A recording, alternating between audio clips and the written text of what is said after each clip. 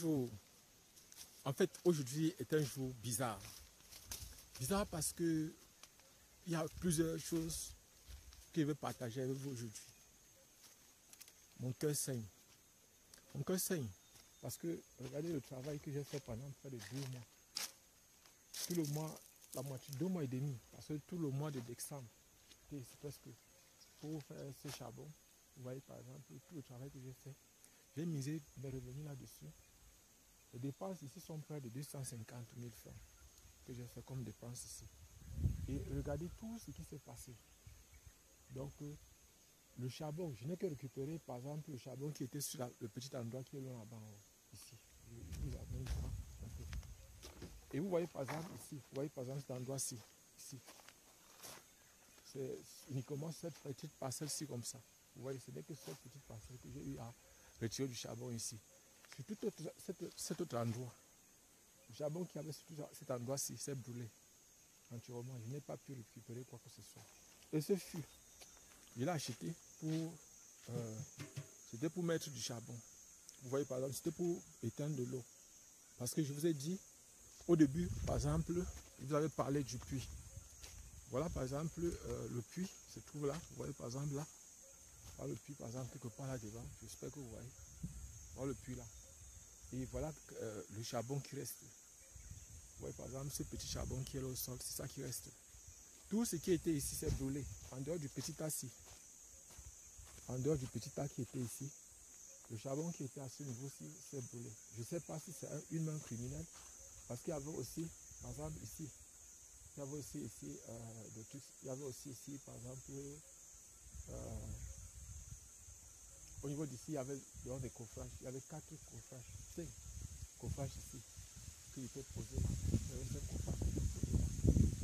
Vous voyez par exemple, ces coffrages-là ont disparu. Et voilà par exemple, je ne sais pas ce qu'il veut dire aujourd'hui, ce qu'il veut poser là-dessus. Vous voyez par exemple, c'est la raison pour laquelle entreprendre n'est pas une chose facile chez nous ici. Je ne sais pas si c'est une main criminelle, mais entre-temps, je vous ai posé un problème là-dessus. Je vous ai parlé par exemple comment ça a commencé. Donc, en faisant les tours dans mon champ, j'ai constaté une disparition du coffrage.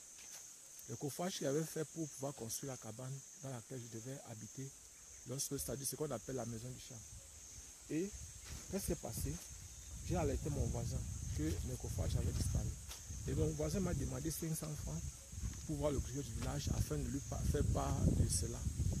Et voilà donc maintenant, on a fait part au griot. Le lendemain, les voleurs, les personnes qui ont pris ces coffrages sont venues s'annoncer. Eux-mêmes sont venus se déclarer que c'était elles qui étaient à l'origine du vol de coffrage. Et j'ai demandé à ces personnes-là de m'apporter les rejetons. Et voici par exemple déjà ces rejetons-là. Voilà par exemple quelques rejetons que ces personnes ont apportés ici. Vous voyez par exemple ici. Ça, ce sont des rejetons de plantain mélangés avec les rejetons de banane. Mais je leur ai demandé simplement les rejetons de plantain, pas les rejetons de banane. Donc voilà ce que ces personnes-là ont apporté. Tout à l'heure, je vais rentrer, je serai au village, je vais aller leur voir pour qu'on vienne compter le nombre de rejetons qu'ils ont apportés. Parce qu'il était question qu'ils apportent 200 rejetons. Et vous voyez par exemple, c'est depuis tout ce temps-là que j'ai les problèmes ici. Vous voyez, c'est comme si peut-être ces personnes-là, je ne sais pas si ce sont elles qui ont mis le feu sur mon charbon. Je ne sais pas pourquoi est-ce que des personnes entrent constamment ou bien c'est un problème de sabotage. Depuis un certain temps, j'ai l'impression que c'est comme si il y a des personnes qui ne sont pas très fières de la situation ici. Et au lieu de se déclarer frontalement, elles se cachent derrière d'autres personnes pour pouvoir m'attaquer. Je ne sais pas.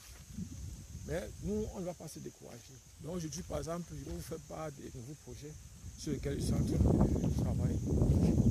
Ça, c'est un coup, mais ça ne va pas nous décourager. Nos ambitions ne sont pas, on ne peut pas se décourager au premier coup. Donc ici, par exemple, vous voyez là, je vais commencer à piocher. Vous voyez par exemple ici, je vais commencer à piocher comme ça, c'est pour la pépinière. Donc au niveau d'ici, comme ça, je vais faire la pépinière du plantain. Vous voyez déjà quelques rejetons qui sont là. Et j'ai fait donc venir les lattes. Vous voyez par exemple, et j'ai bien fait de placer cette latte-là et ces chevrons-là plutôt ici, de cette façon-ci, pour que s'il y a n'importe quoi, vous voyez par exemple la façon dont j'ai posé Normalement, je devais aussi mettre les planches de la même façon. Vous voyez, par exemple, voici le lac et le chevron que je vais utiliser pour fabriquer la serre, une mini serre, donc pour mettre les rejetons. Tout à l'heure, là, avant de rentrer, il faudra que je fasse au moins ces 2 sions. Je vais essayer de travailler le maximum possible avant de rentrer aujourd'hui. Donc vous voyez que entreprendre n'est pas une chose facile. Et pendant qu'on est en train d'entreprendre, des gens cherchent à nous tirer vers l'arrière. Je ne sais pas si c'est les jalousies ou c'est quoi, je ne sais pas. Mais tout ça ne va pas nous décourager par rapport aux ambitions qu'on a, par rapport aux objectifs qu'on a. Et je vais vous raconter aussi d'autres problèmes qui surviennent par derrière. Parce que derrière ça, on me raconte encore que cette parcelle, selon ce que j'ai eu à suivre, que cette parcelle aurait des problèmes. Donc, et je ne sais pas si ce sont ces personnes-là qui seraient venues mettre le feu sur mon charbon. Or, c'était un charbon que je devais utiliser pour rembourser les prêts que j'avais eu à faire. Mais ça ne va pas nous décourager. Ce qui est certain, c'est que je sais qu'il y a des personnes tapées dans l'ombre qui sont en train de me vouloir, par exemple, qui ne veulent pas le progrès ou bien qui veulent me conditionner. Mais je ne serai jamais l'esclave de qui que ce soit. Je vais un peu essayer d'entrer dans la forêt, là où il y a un peu d'ombre, pour qu'on puisse dialoguer plus sainement et plus simplement. Donc, vous voyez, ici, je pense que c'est un peu mieux. Donc voilà, par exemple, pour essayer de comprendre un peu dans quelle situation je me trouve à l'heure actuelle. Mais, ce n'est pas pour ça qu'il va me décourager. On ne se décourage pas. On ne se décourage pas parce que, je ne vais pas vous cacher, il n'est pas aisé et facile de travailler ici. C'est-à-dire, vous avez toujours l'impression qu'il y a quelqu'un qui ne vous veut pas du bien, qui veut en fait vous rendre esclave. Et j'ai décidé depuis un certain temps que pour le moment, le sciage, je vais arrêter. Et je vais essayer de voir s'il y a la possibilité de couper même aussi, c'est-à-dire de réagir comme un peu les gens du village, de faire sécher les arbres plutôt. Faire sécher, par exemple, les arbres, c'est-à-dire racler, mettre les feux sous les arbres, faire en sorte que ça brûle et faire sécher ça. Au lieu d'abattre, dépenser d'énormes sommes d'argent. Parce que pour abattre un hectare ici, c'est au moins 150 à 200 000 francs. Pour un seul hectare pour l'abattage. Vous voyez, c'est énormément d'argent qu'ils dépensent. Alors que normalement, si je faisais comme les autres, je mettais simplement le feu en bas. Ça brûle, ça tue l'arbre et puis maintenant les feuilles tombent et c'est fini. Maintenant le plantain, il y a la lumière qui entre dans le champ et c'est le plus important. Mais bon, on verra comment on va faire. On va voir comment on va faire. Et je ne veux pas vous cacher, c'est pas évident, c'est pas facile. Parce que imaginez un peu tout le travail que j'ai fait. Il m'attendait à avoir, bon, c'est vrai, le charbon n'avait pas vraiment donné, il m'attendait à avoir au moins même 30 sacs. Ce qui était au sol pouvait atteindre au moins ces 30 sacs. Pour les 30 sacs, ça pouvait me donner au moins même ces 3 000, c'est 90 000. Bon, 90 000, c'est même pas petit, c'est beaucoup. Mais voilà aujourd'hui que, actuellement, si je suis là comme ça, il doit seulement pleurer. Parce que vous-même, vous avez vu, le charbon a été totalement brûlé. Mais ça ne peut pas nous décourager, on ne doit pas se décourager pour ça. Donc voilà, c'est ça que j'avais à partager avec vous aujourd'hui. Donc vous voyez que dans le monde, ce qui me motive encore, c'est que j'apprends beaucoup. Et ça me permet de comprendre un peu dans quelle situation je me trouve ici.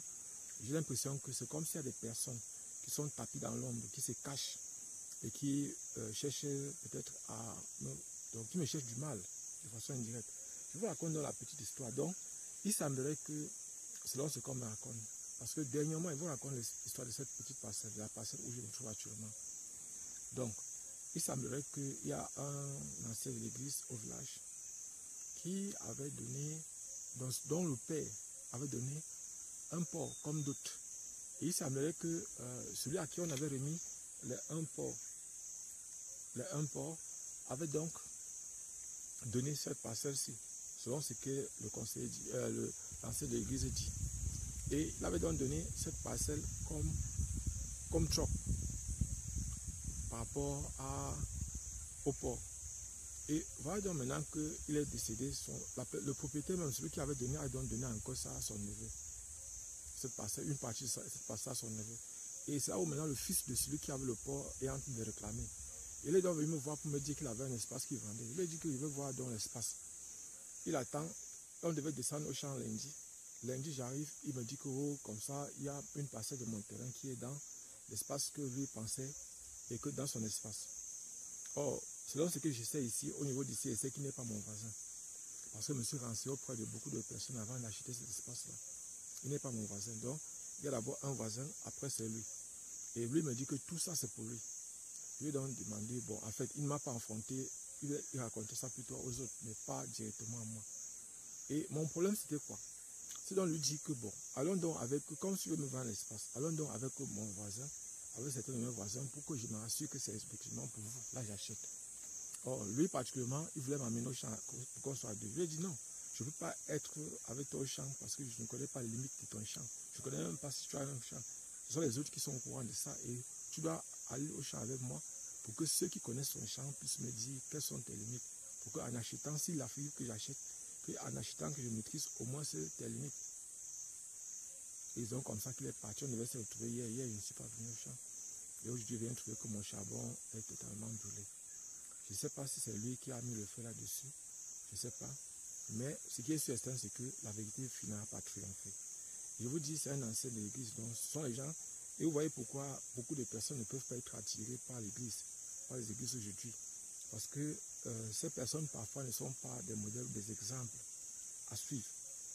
Mais jusqu'à là, que cela ne tienne, moi, je suis là au champ, je suis en train de travailler. Je vais faire, mais si on veut préparer la terre pour les rejetons. Et certainement, quand il va rentrer, il va aller voir celui qui m'a vendu l'espace pour essayer de dialoguer avec lui, pour comprendre un peu. Je vais essayer de mettre mes gestions au village pour essayer de comprendre d'où peut venir le problème. Est-ce qu'il y a des personnes est-ce qu'on est au courant d'une personne qui serait venue, par exemple, mettre du feu sur mon charbon? Ou encore, je sais qu'il y a des personnes qui sont tapis, des lâches, qui tapissent dans l'homme. Vous pensez qu'on ne me décourage pas. Ce qu'il faut savoir, c'est qu'on ne me décourage pas. Et ce qui est sûr, on va continuer à travailler jusqu'à la fin. On a commencé un projet, on doit aller jusqu'à la fin. Pour ceux qui ne me connaissent pas, je suis Job Kamdem du groupe de répétition Nabla à Yaoundé au Cameroun. Abonnez-vous et partagez au maximum possible cette vidéo. Donc, je suis ici dans la région de l'Est, particulièrement à Batouri, dans la ville de Batouri, pour un projet entrepreneurial. Et actuellement, je voudrais préciser à ceux qui préparent les concours, qui vont préparer les concours 2024, que c'est déjà lancé.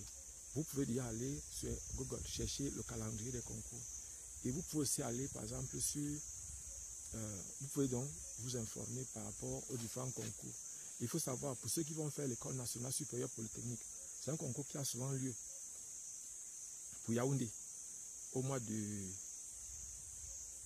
juillet, autour du 10 juillet. Ce soit autour du 10 juillet. Et Polytechnique de Maroua, de Douala a souvent lieu autour ce soit en fin du mois de juillet. Et en août, on a souvent Polytechnique de Maroua. Et Polytechnique de Bamenda souvent en septembre, parfois en août. Donc voilà par exemple certaines dates. Mais vous devez savoir aussi que le concours national d'entrée dans les écoles de médecine du Cameroun, se passe souvent autour du 20 septembre. Autour du 20 septembre. Donc c'est un concours national, c'est un concours pour entrer dans une école de médecine au Cameroun. Vous devez absolument passer par ça. Par ce concours-là, que ce soit pour entrer dans une école privée ou pour entrer dans une école publique de médecine. Et en médecine au Cameroun, il y a 3 grandes filières. Il y a la médecine générale, il y a odontosmatologie, c'est-à-dire ceux qui parlent du problème de la dentition du tube digestif. C'est ça, odontosmatologie. Et maintenant, il y a aussi la pharmacie. Et vous savez que la pharmacie, il y a plusieurs filières à l'intérieur de la pharmacie. C'est-à-dire, il y a ceux qui font pharmacie industrielle, il y a ceux qui font la recherche pharmaceutique, il y a ceux qui font, par exemple, donc en fait, il y a les vendeurs de médicaments. Au Cameroun, particulièrement, les pharmaciens, leur rôle, c'est plus de vendre les médicaments et de faire aussi des consultations. C'est-à-dire que ceux-là ont un pan, ils font une bonne partie du tronc commun de ceux qui font médecine générale. Donc voilà. Et je précise que tout à l'heure, je vais rentrer au village pour m'assurer que effectivement je sois au courant de ce qui se passe actuellement. Si je ne sais pas qui est venu mettre le feu sur mon charbon, je ne sais pas si par exemple c'est une criminelle ou bien si c'est simplement du feu. Ou ce sont les enfants qui peut-être s'amusaient, ils ont lancé le feu dans les charbons qui possédaient encore du feu sur mon charbon. Je ne sais pas. Donc pour le moment là, je